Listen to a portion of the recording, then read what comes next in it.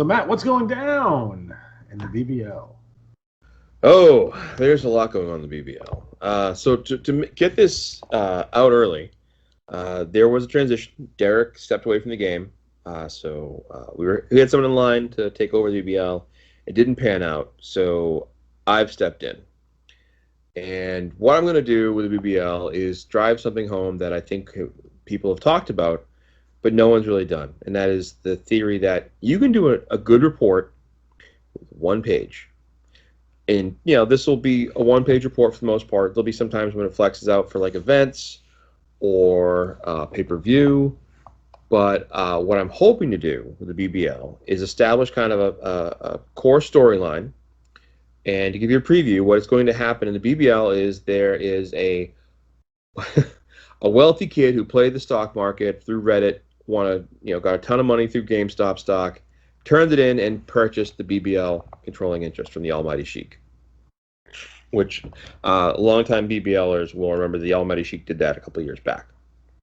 So he is a huge hardcore wrestling fan, and he wants to have all kinds of fun, hardcore matches. So he's going to be there as sort of, that first third of the page is just him laying out what's going on, kind of talking to things. So one of his first big steps is our UVU Commissioner Champion isn't even on the BBL roster. It's Barry Stevens. He's in the IWL. We get the belt off of him. So he's going to put together a Elimination Chamber match with Barry Stevens and 5 other of the top stars in the BBL and have that be the title match. So we'll move that belt in some form or fashion off of Barry, get it back to the BBL. And yes, I manage Barry. It's just the right thing to do. So that's part A. So the first section, again, is just sort of going to be like establishing what's going on and then breaking down, the most obvious storylines. What I'm looking to do is get a co-commissioner, and the person who can come in as a co-commissioner would take on the role of this figure who's called Nerdy Kid. And the backstory of Nerdy Kid is back when my friends and I first started playing D&D again back in 2000. We played in high school, and then we played in 2000. D&D got like a revival, and my friend was like, "Look, you want to play?" I'm like, "Sure." So what I would do is write a recap the day after we played from the point of view of Nerdy Kid, and it was just me being obnoxious and shitting on everybody because how awful we play, because we were terrible. Anyways, that is Nerdy Kid. Nerdy Kid's avatar, for if you want a visual image, is if you ever saw the South Park episode with World of Warcraft, and there was the super overweight gamer sitting at a table, like barely sitting up straight, that's Nerdy Kid. So, again, I'm looking for someone to be that co-commissioner to take on that role and fill that role and kind of ease you into being a commissioner. Because I think what happens a lot of times, and Alex and I have talked about this off air a lot, is that people who want to be commissioners step in and their first report's 30 pages, a ton of work, and they get like one promo back. And we always talk about, you got to put in things to get out of it, but like you don't want to overdo it. You want to work your way up. Like start small and simple and work your way up. So the BBL report is designed to be a co-commissioner, stepping in, I can mentor you and help you out and work you along until it grows. Because honestly, and I haven't said this before, but at some point, I'm going to leave the fucking game again. It's going to happen. And what I've tried to do just shut up. Over the years, what I've tried to do is groom people to take my spot. It just so happens everyone I seem to groom or come along that really does well goes off and does their own goddamn thing. So I can't give them the BRL or the NWL. So what I'm hoping to do is keep grooming people so eventually I'll find someone to be that person to take over the BRL, to take over the BBL, to take over the NWL. So if I want to leave the game again, or if I decide to take a break, which, considering I've been writing a report for every 3 weeks since 2010, I could use one. Even when my arm was operated on, I couldn't use it for a few months. So I don't want to hear people telling me things like, well, I don't know, it's a lot of work. Dude, I can make it so easy for you. I can help you learn how to do it. It doesn't have to be a huge commitment. Everyone thinks that, it's this huge thing. You can do a lot. So what I'm doing with the BBL is I'm showing you that less can be more. So the second portion of the page is called the pay-per-view block. And what I'm doing is laying out all the title matches, so you see like who's facing who, right? And then below that, you're going to have all of your number one contender matches. And I've made them all triple threats. So this way, what we're doing is, I was going to get more commissioner speaky, if you will, but it's okay. What I'm doing here is showing as a commissioner, if you get more people involved. So if you have pay-per-view and you have, let's say, for example, this happens sometimes in the BRL, where I had one player dominating and they were the global champion, global tag champion, global six-man champion. And while that's cool for the player, promo-wise, everyone else is like twiddling their thumbs. And what we want to do in the game is get as many people engaged as possible, get them really involved. And the way you do that is having them involved in matches that matter. So what I've done here is laid out the number one contender triple threat matches. So you have the number one contender for like the UBU title, the women's championship, the tag team championship, the trios championship. So overall, each of those divisions have 5 teams or 5 different players in either the number one contenders match or the title match. So that gets you a lot of players. Now you break that down over 4 titles, and that all of a sudden you have a lot of players involved. Now you have some crossover where some guys will have an extra wrestler in this one or that one. What I've done for the UVU championship, because remember, we always talk about the IWAR style of play is a storytelling style of play. That's what we're about. That's the style of game we've been playing for years. That's what we like. So we tell people all the time, if you promo, you get involved in things. So what I've done is I've stocked this elimination chamber with some of our top promo people in the BBL, and I've also put them in the number one contenders match. So that way, whoever the champion is when the belt comes off Barry will be a promo person that we can build around. Whoever the number one contender is will be a promo person that can build up that match. So we're just trying to show here how it can be an easy, simple system. It doesn't have to be 30 matches, 40 titles. One of the things I always think about is that if everyone has a championship, what does any of them mean? Like, if everyone has a championship, you're really not putting any kind of mustard on having a championship. All right, so there's fewer championships in the BBL than some of the leagues, but it makes it you'd be hungrier for it, right? So that's just the basic core setup. Down the line, when we got to a point where we have like some grudge matches, sure, we could. But for now, it's a simple format, and that's what we're going with. So then that's the second portion. The third portion is going to be kind of like the fun stuff and future stuff. So what I've done is have a little thing called Market Watch. And the Market Watch is just a spot where I talk about one star who's doing well and one star who's struggling. And it's just a way for, again, that co-commissioner person who could step in here, and that's a way to put their thumbprint on it. Nerdy Kid, in this case, he talks about Warpig, who won the Elite title, the Gold Federation, and the Metro. He did a really great job banging out, that win. I was so happy for Warpig and Rob. So he gets the stock going up. Stock going down is Trapper Jesse Blue, who turned Nerdy Kid down for a date. So he's not happy about it. So it's like there's going to be some creativity here and have fun with it.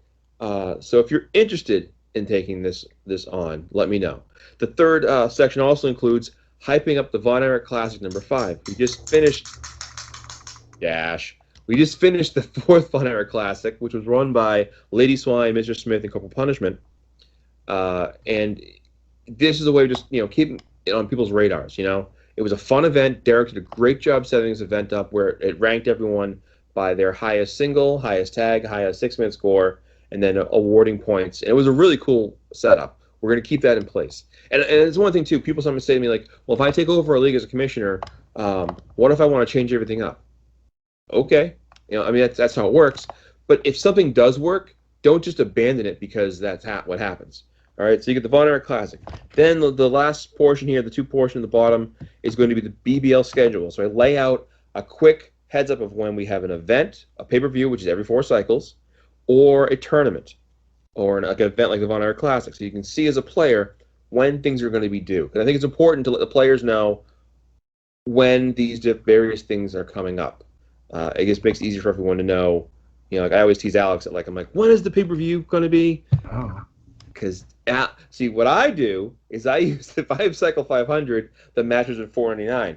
But Alex, that rat bastard, if he does 500, it's in 500, and then right up to 501. So you got to make sure. I'm a dick. You son of a bitch.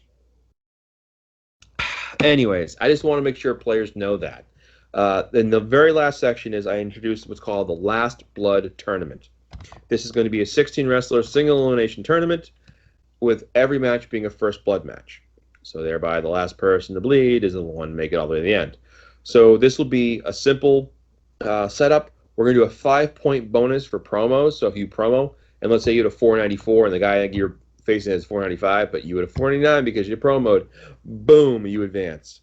The winner of this tournament gets a shot at the Revolution Championship. So again, this is just a one-page, easy snapshot. I think most people, who know my work, know my setup and formula. This is just going to be a way to roll it out, make it easy on me. One of the things I've done, I mentioned before earlier in the previous Part 1 show, that the BRL and CWL and NWL, to a degree actually, are blatantly stealing from Alex and his setup with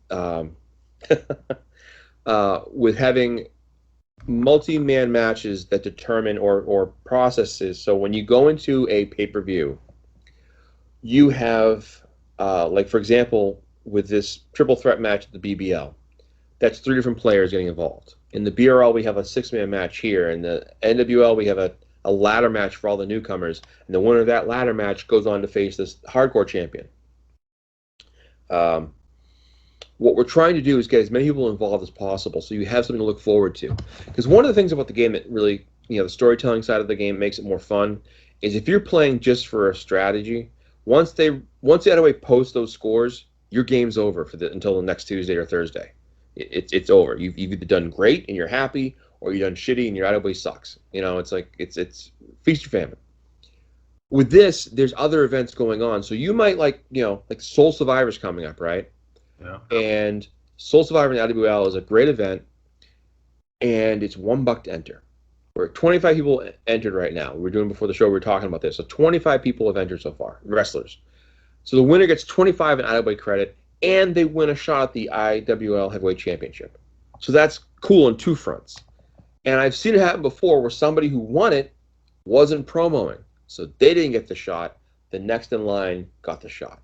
So it's important to remember that you want to have fun, you want to enjoy yourself, and we try to do all we can to do that. And what I keep trying to stress to people is that, the more people get involved, the easier it is for everyone, and I'm hoping that someone will say, hey, I'd like to give being a commissioner a try. I had at least one player, 2 people now, reach out to me and express interest. But what I don't want to do is put too much on your plate, and I don't want to be doing this dance again in 2 months.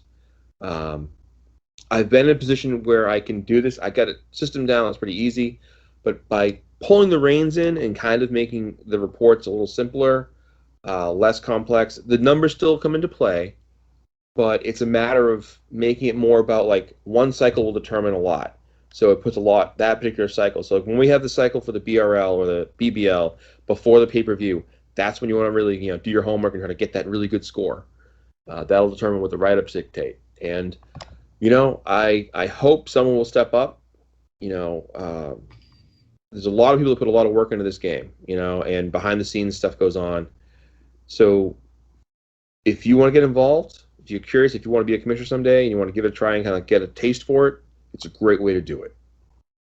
And not just for the BBL, for any league in the IWAR. If you were like, hey, I want to do something with IWL, contact Alex, give him a heads up, and I'm sure you can put something together.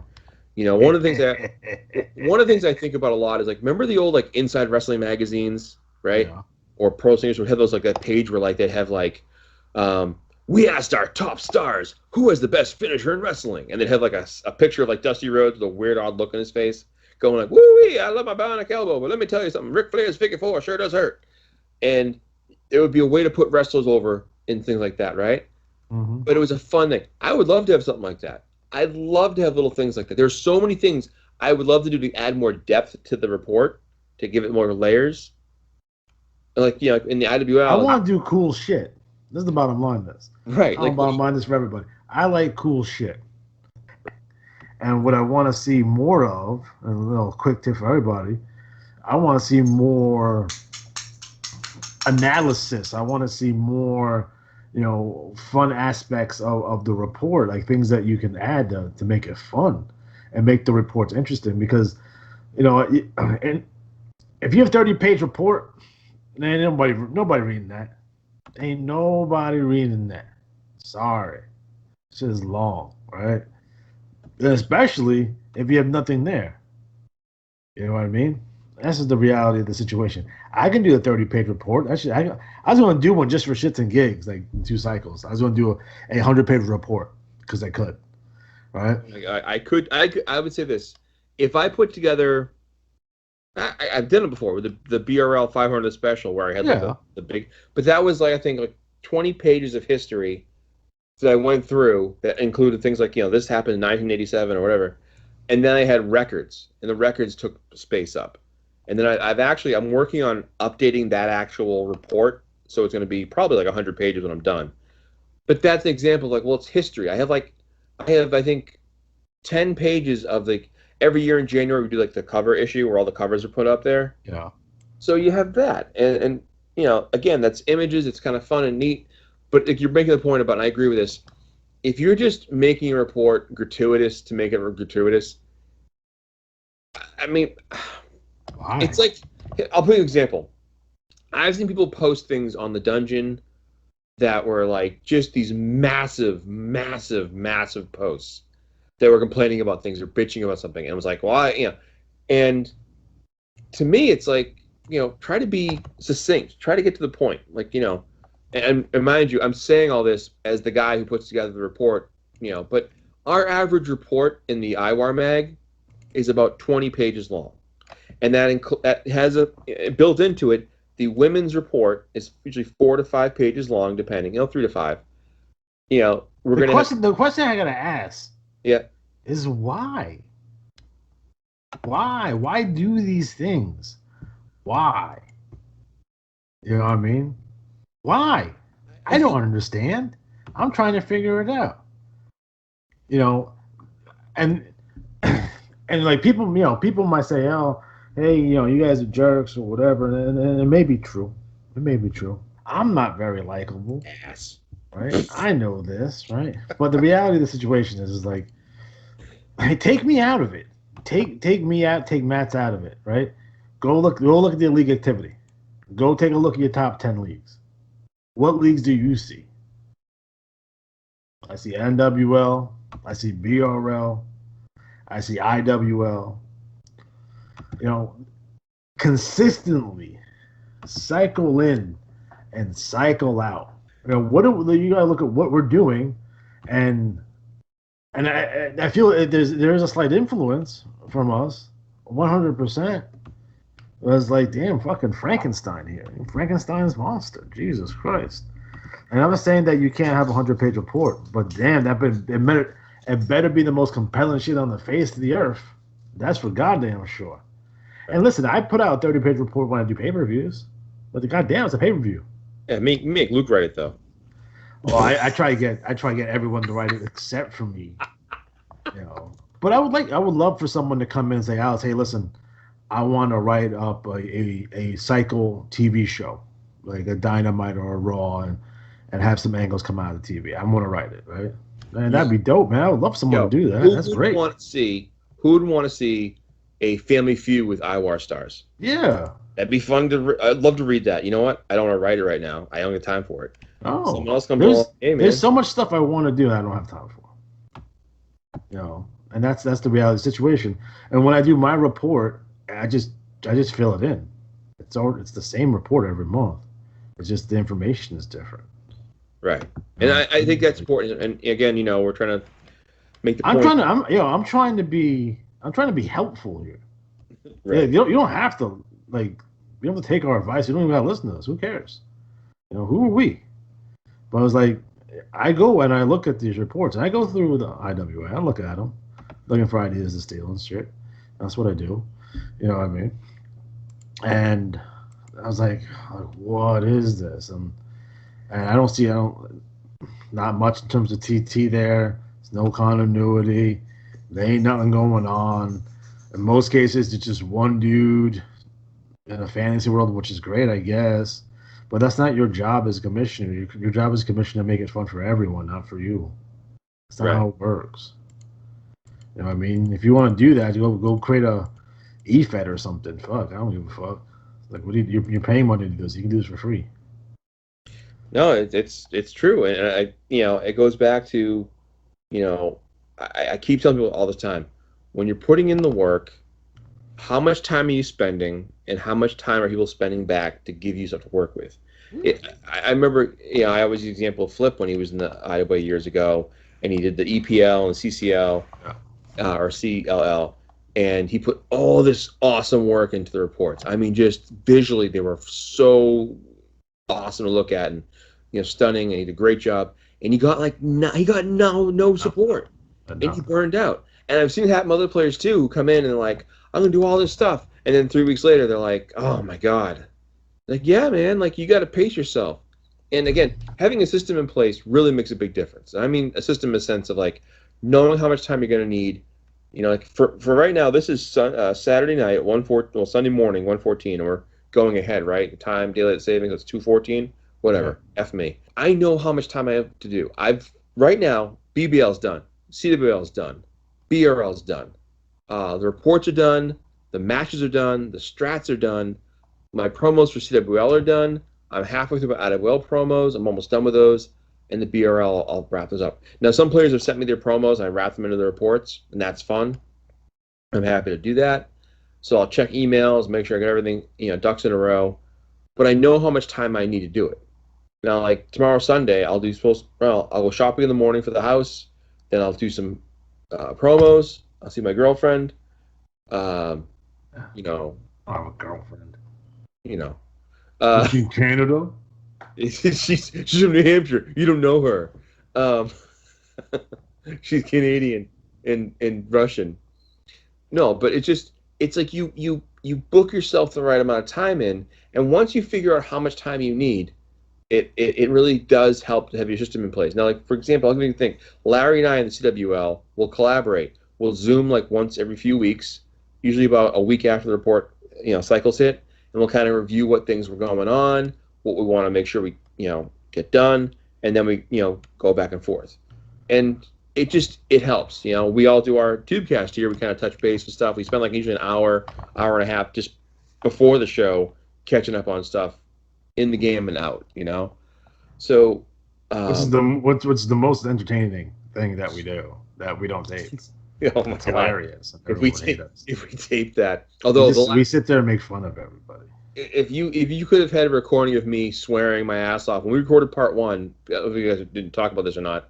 My internet Xfinity decided to do a random test without telling anybody at 1 a.m.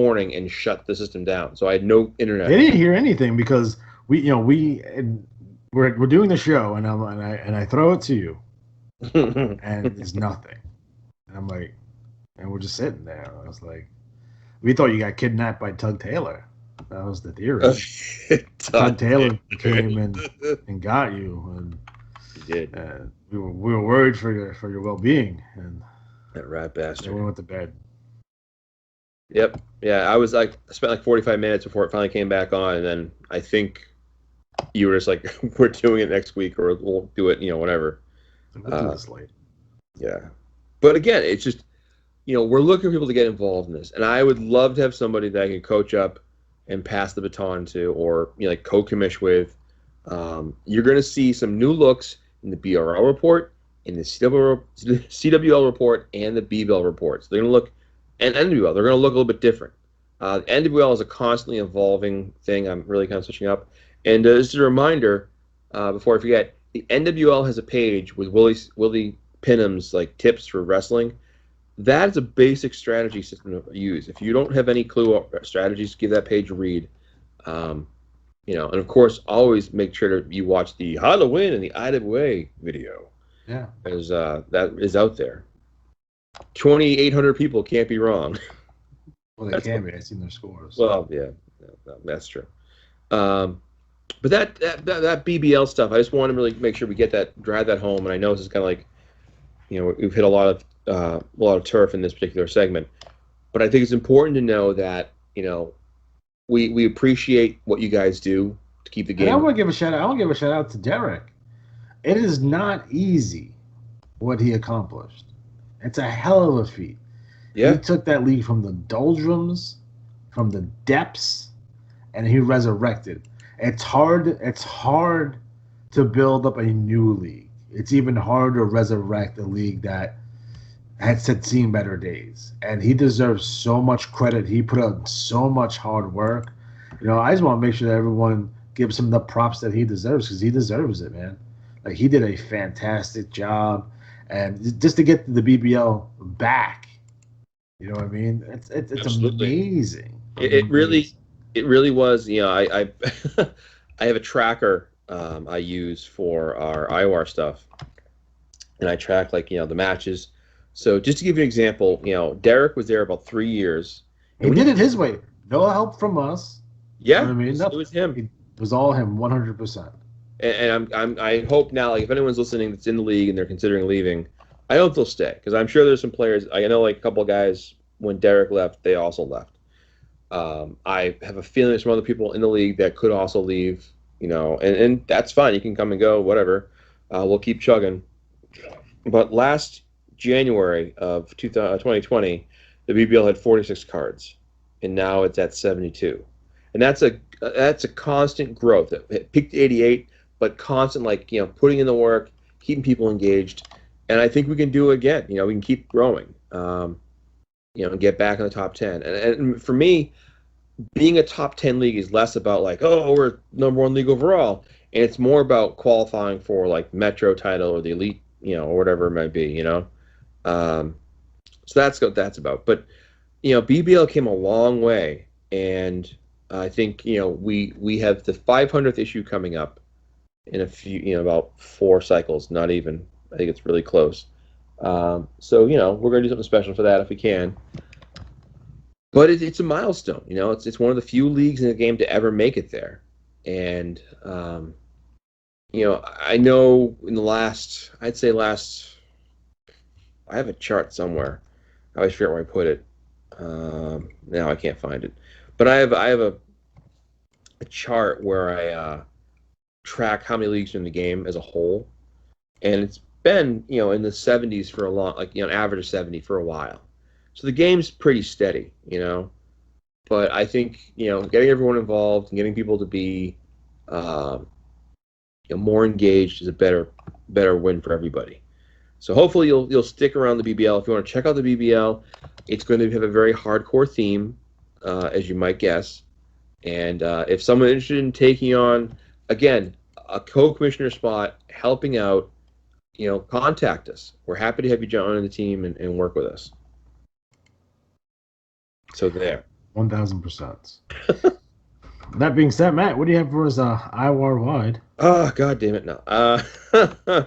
A few things, actually. First of all, jump around a little bit. I'm going to start with some NWL stuff I kind of lightly touched on, but is coming up this coming cycle, and that is the 316 day.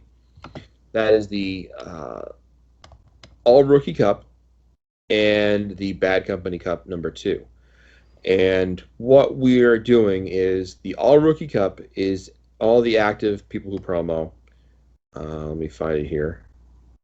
Of course, when I go to find it, it's not showing up.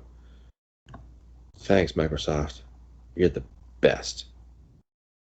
All right. So right now, as of this moment, here's who's in it. There's 20 entries in the All Rookie Cup, and it's the 10th one. So it's fun. Now, again, there's going to be some fun additions to it. So if Hebrew Hammer Lance Horowitz, Sven the Finnish Destroyer Johnson, Special Delivery U.S. Mail, Impact Player Leon Phoenix, Dan the Beast Sovereign, Game Ender Adam Drake, Flashy Jack Ferdinand, Wildfire Dan Van Love.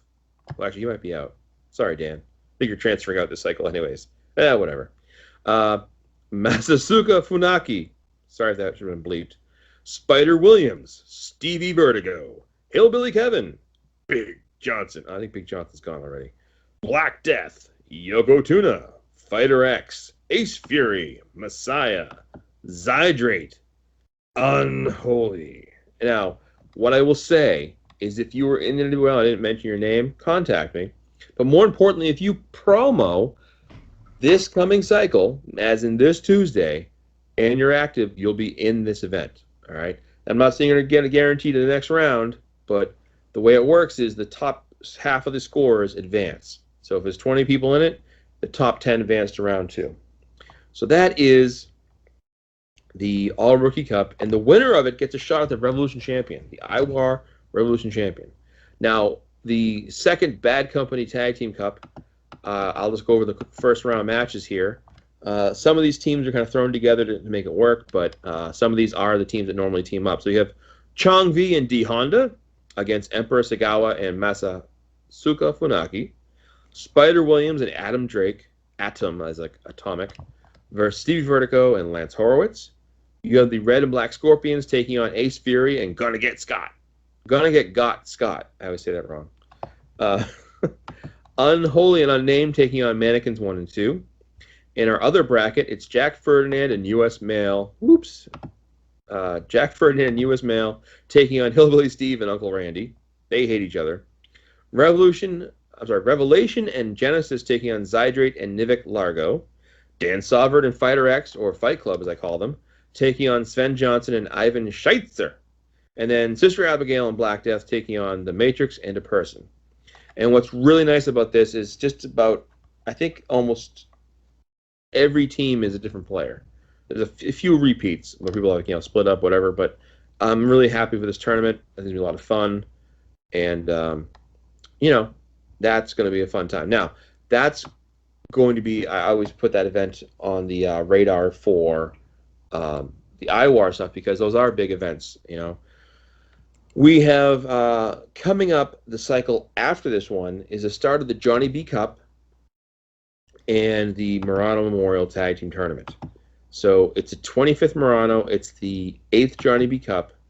If you want in on either, it's a $3 entry, 3 entries per player max, as long as we're in the IWAR. Just email me and the IWA. Let us know who you want in. When the IWA sends us the email, usually they forward us something and says, like for Soul Survivor, for example, there was a player that reached out to me and said, hey, I want to be in Soul Survivor. Can you let Alex know? And I did, but then the thing I always say is that until we get the email from the IWA saying you've paid in, you're not officially in. So keep that in mind with any of these big events because it makes it harder for us to try to track down all these entries. All right? It sure does, and sometimes the IWA doesn't do their due diligence. Right. So, roughly speaking, there are 32 teams in the Murano, and there are 40 entries in the Johnny B Cup. Again, there's still time to get in, and some players, I'll rattle more cages and get people involved because that's always, again, who will just enter one person? That's totally cool. What I'm going to try to do this time with the match of the last few years, the match have been based off of how many stars were earned. This year, I'm going to try to base it more off rivalries. So you have your first round matchups, kind of like a rival. And what we're also going to do is the last couple of years, we've had the same player have the finalists together. So we're going to set it up so that if you're in the A block, all your wrestlers are in A block. So if you come down to the semifinals, that's fine. But only one person. We're not going to worry about 2 people having one person having both wrestlers in the finals again, because that's happened I think 3 times now in the 8 years or 7 years we've run it. So what happens a lot is someone gets really hot and they wipe everybody else out, and then it's like, okay. And when we break the prizes down, don't forget, is the money we generate from the entry fees go towards the prizes. So for Johnny B Cup, you get a trophy and you get IWA credit and you get all this other good stuff, right? And the way we do it is the top 4 finishers split the prize, as far as IWA credit. Mm-hmm. So obviously the more people in it, the bigger the prize. So those are coming up. Now, I want to touch briefly on a few things. One is the latest round of IWAR title matches. Let me get back over here. So Joe Boring defended against Neo Dragon successfully. God damn it, really? Yep. And that fucking Joe Boring, man. Yeah, amazing.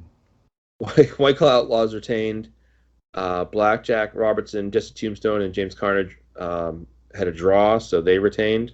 And X3M defeated Gina Colada for the women's championship, so she's still the champion. Although behind the scenes, she's transferring to the CWL X3M, so that's coming. She'll still be the champion, just so you know.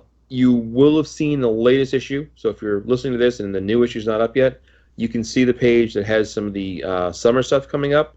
So we have an event called the Lethal Lottery, and Scott came up with this one, and it's going to be $1 to enter, and each player can enter one wrestler. And we're going to take all the wrestlers that entered, they're going to be put into a pool, and we're going to pair them randomly, and that's the team that goes to the tournament. And the winning team of the tournament will face the IWAR World Tag Team Champions. So that's kind of cool. We have the evolving, but still going to be fun, the 2020 IWAR Team Challenge Series, or as I've been calling it, the Battle of the IWAR Network Stars. And what we're going to do... I get Joyce DeWitt. Yeah, we talked about how like there are fun things you want to do that are just kind of like, a fun time. This is a perfect example. This is going to be a 2-cycle event where we're going to use the scores to determine the winners of various events. So you might have like tug of war, basketball, softball, or I'm just, if you watch Battle of the Network Stars, you'll see some of the events, the relay. So you're going to have various IWAR stars competing in this. And what we're going to do is there'll be 2 captains for each team. And one team will be the face team, and one will be the heel team for each of the IWAR leagues. So that's 10 teams, at least.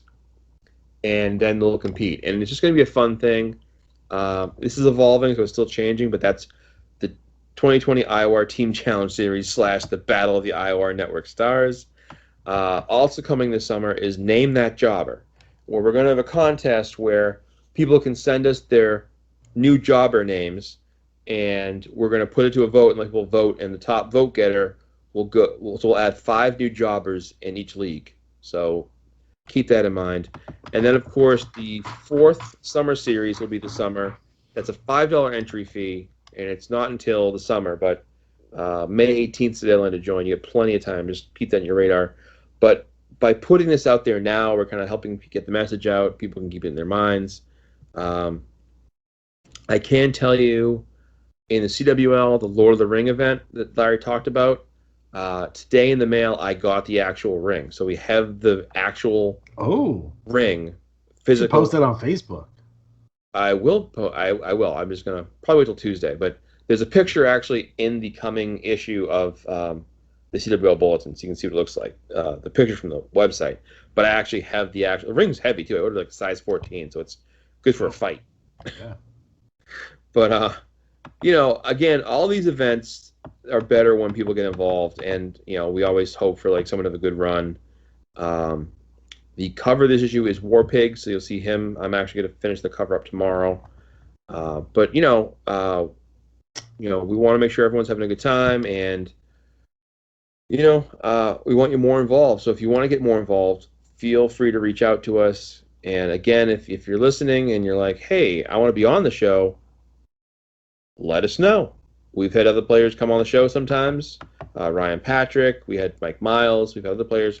If you want to be involved, let us know. Yeah, we're always looking for interesting people to hang out with. Yes. If anyone knows how to change the colors on a picture, please let me know. I really don't want to learn After Effects, and I've been trying to do it this entire time, and I got Lunapic and some other shit, and it's fucking pissing me off, to be completely honest. God. I hate anything Adobe related. Just want to put that out there. There it is. It sucks. It's overly complicated for no reason. Right. So, any of your graphic art people, please help me out, because I want to change the colors on the IWL logo to be red, white, and blue. That's all I want to do. And it's not working for me very well. It's pissing me off. That being said, okay. That being said, hey guys, make sure you click on our Amazon affiliate link. That's pretty important for us. The to get some extra ducats in our pockets to keep us afloat, to keep us going. Uh, this show was made possible for people just like you. So just keep that in mind. In addition to that, make sure you check out some of the other videos that we have on the channel. It would be AWA 1990 Project or Retro Wrestling Games Presents. So make sure you give those a quick watch or what have you. And I want to try to do something funny. I want to see, because I'm trying to see what we can do in terms of comments, right? So I would like everyone who feels the need to do this, comment in this video, not on Facebook, but in actual YouTube, who your wrestler is and what their finishing maneuver is. Because a lot of times I see like finishers and I don't know what they are. So for example, Luther Alexander's finisher is the Soviet super kick, which is a super kick. He also has the Soviet star press, which is a shooting star press. And he has the oxygen destroyer, which is a Taz mission. So, in the comment section, put who your wrestler is and what their finishing maneuver is called and what is it exactly. So, maybe when I'm writing about a match write-up for a pay-per-view, I know. And it could be a little bit of fun. So, I'm kind of curious to see what everyone's finishers are, too. So, that might be neat. So do that for us, and I'll see you in the comment section. So, all right, guys. So, we are officially out of time. So, for Matt Riley, I'm Alex G. Have a good night.